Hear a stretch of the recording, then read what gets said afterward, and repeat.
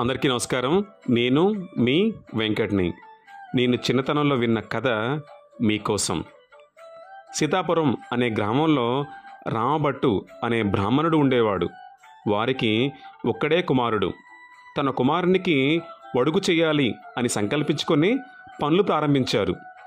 వడుగుకు ముహూర్తం నిర్ణయించుకొని పనులు ప్రారంభించారు. ఎవరిని పిలవాలి, ఎంతమందిని పిలవాలి, వచ్చిన వారికి ఏం పెట్టాలి అని ఆలోచించసాగారు వారు, వారి భార్య. సమయం రానే వచ్చింది. బంధువులను ఆహ్వానించారు. వారికి ఏర్పాట్లు సాగుతున్నాయి. భోజన ఏర్పాట్లకు కావలసిన సామాగ్రి సమకూరుస్తున్నారు ఆ దంపతులు. అప్పుడు అదే ఊరిలో ఉన్న ఒక గొల్లబామకు పాలు పెరుగు కావాలని చెప్పారు. ముహూర్తం రేపు ఉదయం అని చెప్పి పొద్దునే నీవు పాలు పెరుగు ఏర్పాటు చేయాలి అని చెప్పారు. తెల్లవారింది. రాంభట్టు ఇంట్లో ఏర్పాట్లు చురుగ్గా సాగుతున్నాయి. గొల్లబామ కూడా ఉదయాన్నే లేచి పాలు పెరుగు కుండల్లో సర్దుకుంటుంది. అంతా బాగానే ఉంది.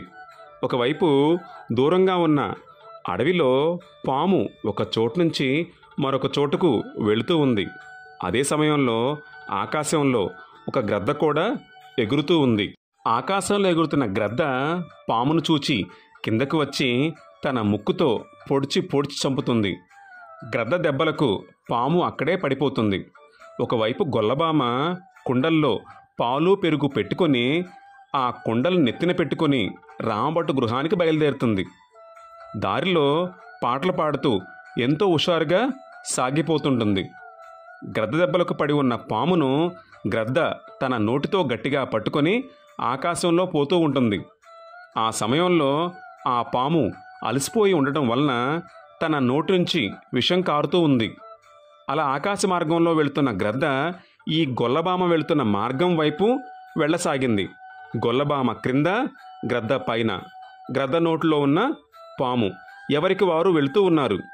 ఇంతలో పాము నోటి నుంచి కారుతున్న విషం 2 చుక్కలు క్రింద వెళుతున్న గొల్లబామ నెత్తిన ఉన్న పెరుగుకుండల్లో పడుతుంది.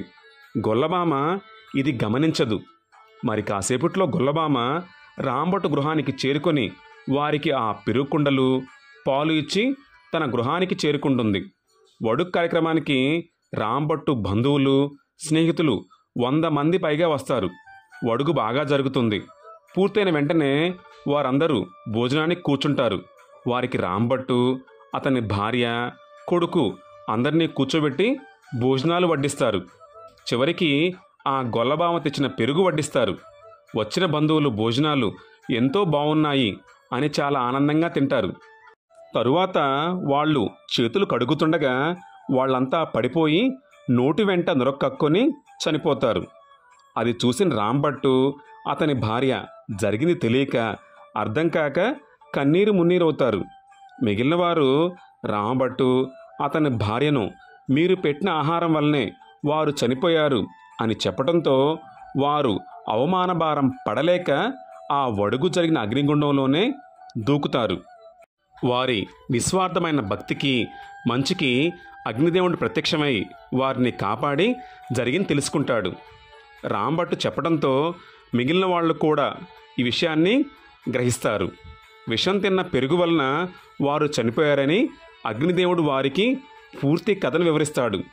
అప్పుడు మిగిలిన వారు విన్నవారు తప్పు గొల్లబామదని, మరి కొంతమంది పాముదని, మరి కొంతమంది గద్దదని, ఇంకొంతమంది అయితే ఇంతటి కార్యక్రమానికి కారణం రామభట్టు, అతనిదని వారు మాట్లాడుకుంటారు.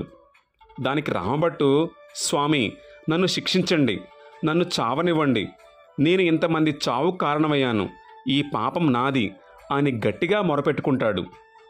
అప్పుడు అగ్నిదేవుడు, రామభట్టు ఈ పాపం నీదో, గొల్లబామదో, పాముదో, ఆ గ్రద్దదో కాదు, వారికి ఆయువు నిండింది, వారు మరణించారు, అంతే.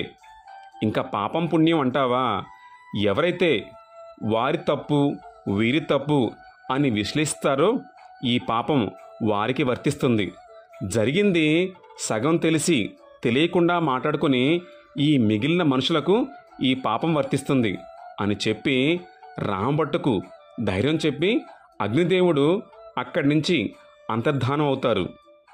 తెలిసి తెలియక ఎవరి మీద మన నిందలు వేయకూడదు, అవి శాపాలై మనకి తిరిగి కొడతాయి అని చెప్పడానికి ఈ కథ ఒక ఉదాహరణ.